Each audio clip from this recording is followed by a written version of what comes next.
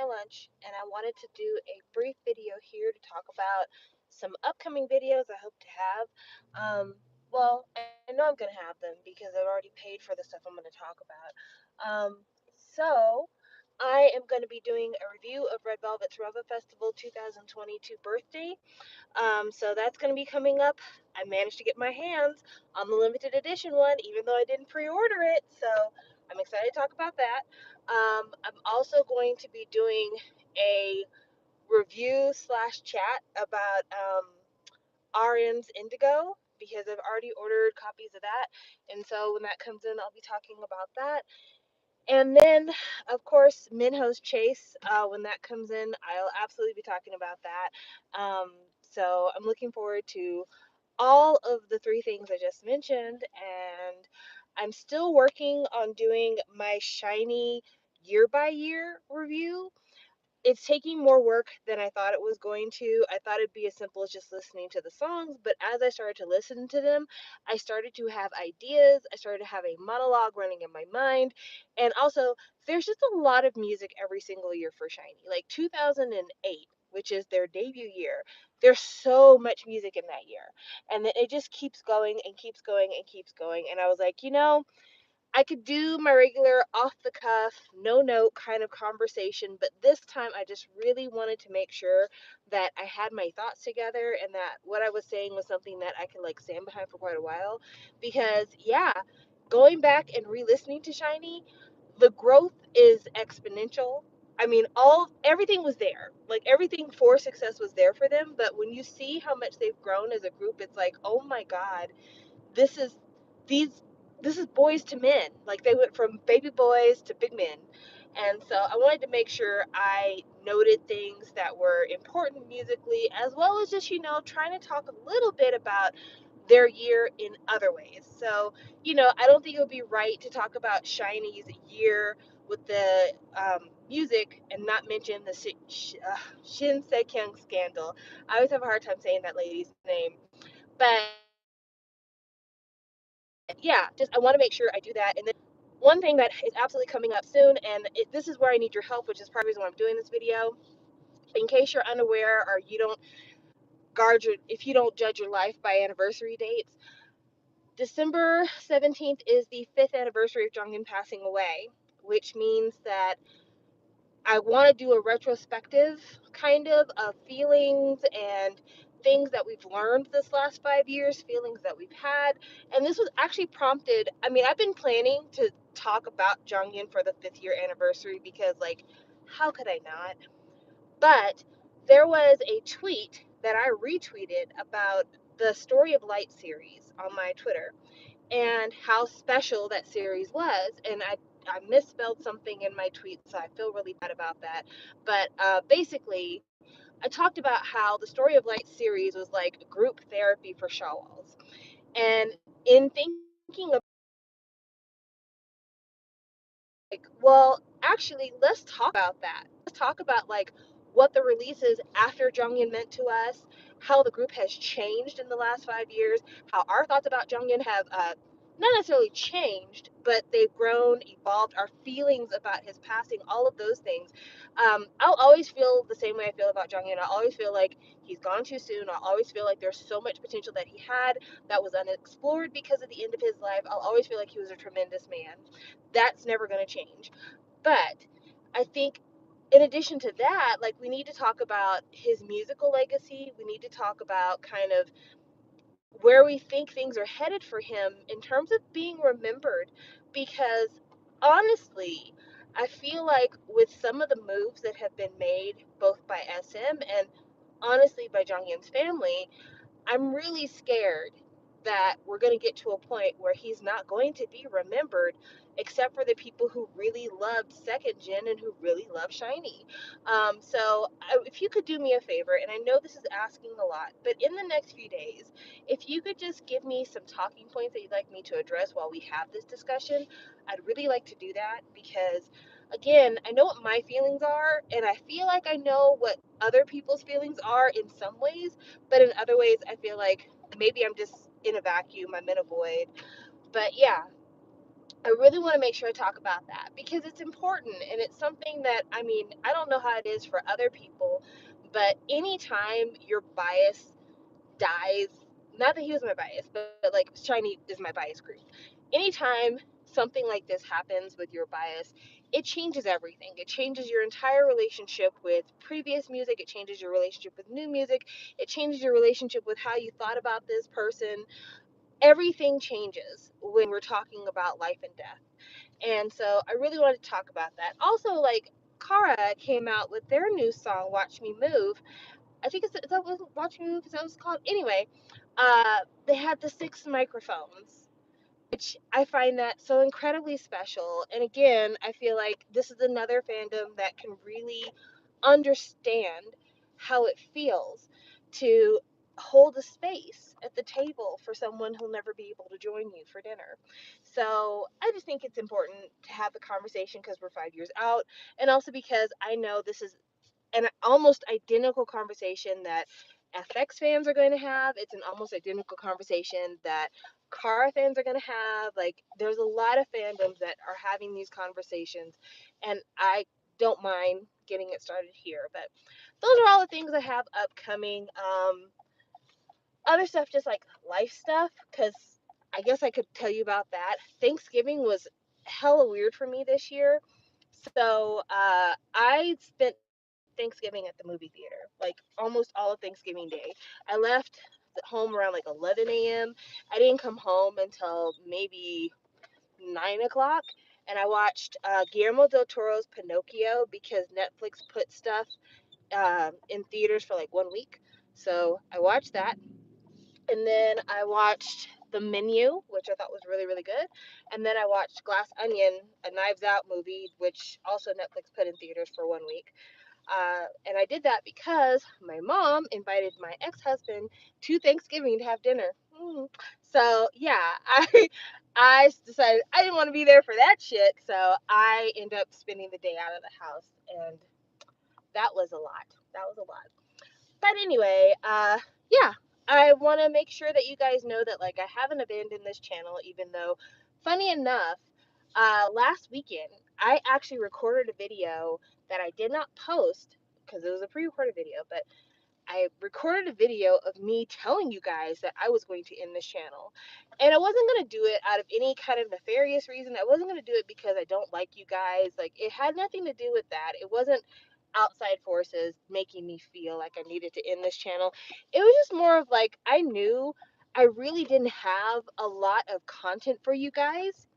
And so I was really concerned about that because I was like, hey, people are getting bored. You talk about the same things all the time. And when you talk about the same things all the time, I think that really makes people like not want to listen to what you have to say. And so I was like, damn, you should probably end things now while the getting is good. But then I thought about it. And I thought about, like, yeah, there are people who might be tired of the things I have to say. But I think there are a few other people who don't mind me saying the same things over and over again, who may have never heard it before.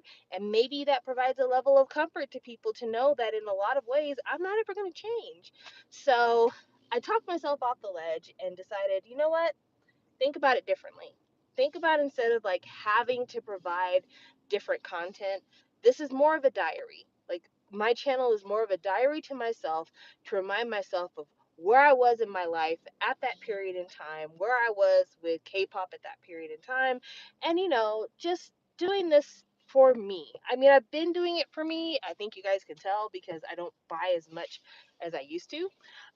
But definitely, like, reminding myself that I started this channel because I wanted a place for me to talk about K-pop and to talk about other media and stuff like that, and just reminding myself I didn't start this with the idea I'm going to have a bunch of followers, I'm going to do this, that, the other.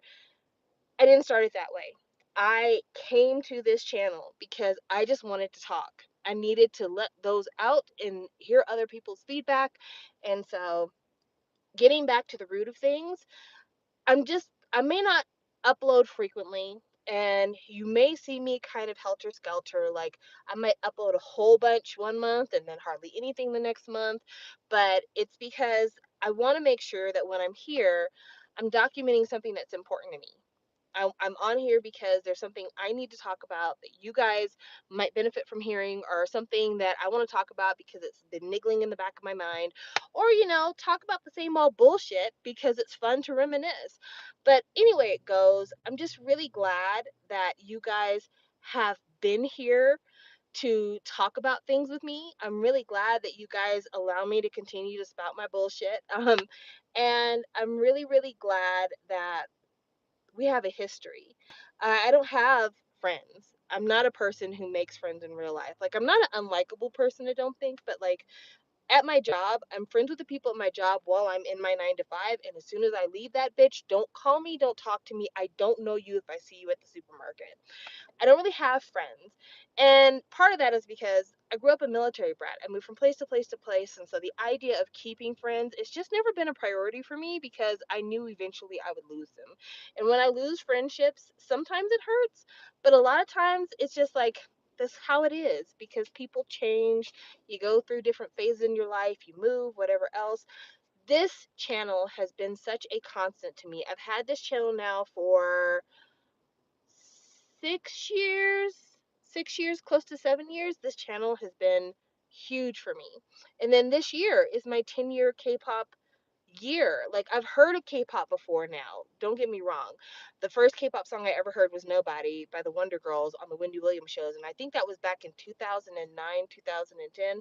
So I mean, I'd heard of K-pop before, but like 2012 was the year I like really got into K-pop. And I always mark it as my K-pop anniversary year because of Gangnam Style and Sherlock. But yeah, 10 years, and it's stunning in my mind. And I may have said this already, or maybe I said this to myself. It's stunning in my mind that 10 years out, I'm still Shawwall 360. That's stunning to me because that's a level of consistency that I've never had about any musical act ever. And I was a huge NSYNC fan, but 10 years as a Shawwall tattoo, um, and also, it's heartbreaking that 10 years into being a Shawwal, I've only had Jonghyun for half of that time. And as every year adds to it, I'll have had him for less and less and less of my time being a Shawwal. And that is a reality that, frankly, is frightening and tragic at the same time. But we go through this life. If anybody who's watching has ever lost a family member or lost a friend, um, it's every year that you go without that person that you care about, that you love. It's funny because on the one hand, you're sad that you're experiencing more and more and more life without them, but the memory of that person gets brighter and brighter for every year you're missing them. It's crazy. It's crazy when you really, really care about somebody, or if somebody's made a huge impact in your life. It's almost like their memory is like a piece of coal. And the longer time passes, the more pressure is put on that piece of coal, and the more it shapes that memory into a diamond. Because really and truly, it's like time may keep going and other things may happen, but this moment is crystallized as a very special moment, the moment I had you in my life. And so, yeah, I just wanted to share the details. And also, while I'm thinking about it, and I probably will have to do a separate video on this, but let me start here. One of the things that I don't think I give enough thank you for, and I know I thank you guys for watching, I try to thank you guys as often as I can, but one of the things that I don't give enough thank you and kind of credit for are all of the people who I have met that are YouTubers here on uh, YouTube. YouTubers here on YouTube. Girl, what? All the people I've met who are YouTubers here on K-pop YouTube, I think that's probably more accurate, who like I had various encounters with. Sometimes it led to long friendships, sometimes it led to short encounters, sometimes it led to like really deep interactions and relationships. But I'm so fortunate in that, like, over the years, I have had connections with some really big K-pop YouTubers in small ways and big ways. And I don't even ever think I've thanked people enough for like putting out the good word for sis, for like spreading the word that like she's a decent human being, because some of those interactions have been amazing. Like to this day, I have an album that I got from Carolyn because we did a K-pop Secret Santa, and she sent me an album the first year we did Secret Santa. I still have that album to this day. It was an Infinite album. I'm crazy obsessed with the fact that like I'm still a part of Katie's circle on Twitter. Like that's crazy because she's crazy big here on YouTube. I have a personalized 2 p.m. album cover from Tina Davidson. That's crazy because even if she doesn't do as much uploading about K-pop content as she used to, she's still like the OG huge girl here on YouTube. And then there's so many other people that I don't talk to necessarily anymore who I still find super important. I will never be able to underestimate how much it's meant for me to be friends with Mason, to be friends with Jay, to be friends with Alex, to be friends with Alondra, to be friends with Meg, to be friends with I'm trying to think now because it's hard to get all the names. I'm thinking now very specifically about the fact that I was sent a box from Europe full of treats for me and my family from Sarah. This is crazy. Like I'm not a person who keeps friends. I almost don't even know how, to be honest with you, just because of my mindset. But I cannot thank enough people who have seen me over the years and thought enough of me or thought enough about my presence to be like, I want to continue to interact with you in a meaningful way. And if no one ever says it, I want to say it right now. Thank you so much for giving me whatever time you gave me, no matter what. No matter if we still talk, if we don't talk. I mean, there's only like one bitch that I'm like, fuck you forever. No, there's two of them, but there's only two bitches on here that I'm just like, fuck you forever. But yeah, everybody else, super duper cool. And the two bitches I don't like, I think I've told the story before about how they completely fucked up Secret Santa for me 1 year, 2 years. But other than that, I only have two bitches that I don't talk to, but everybody else has been mad cool, been really neat, been interesting, even if it was a one time thing. And I've learned life lessons from you all. And I'm just very grateful that we've had these times together. So thank you guys so much. And like I said, look forward to seeing me quite a bit in December because you're going to see my Red Velvet video. You're going to see my Jonghyun video. And again, please leave me feedback for talking points. You're going to see my RM Indigo video. You're going to see I'm trying to think you're gonna eventually see my SHINee year rundown because next year is SHINee's 15th anniversary. So I'm absolutely gonna make sure that that project comes to completion. I am considering whether or not I'm gonna make that a 2 platform thing, but I gotta find some more. I gotta get some more information, suss out a few more details. But I have been thinking, and I know I always give you guys my plans before I'm really sure I'm gonna do them, and then I never follow through with things. So like, just put this out as more Sam's bullshit. But I have been seriously thinking, because of the fact that there's so much work involved with me trying to do my year by year rundown of SHINee.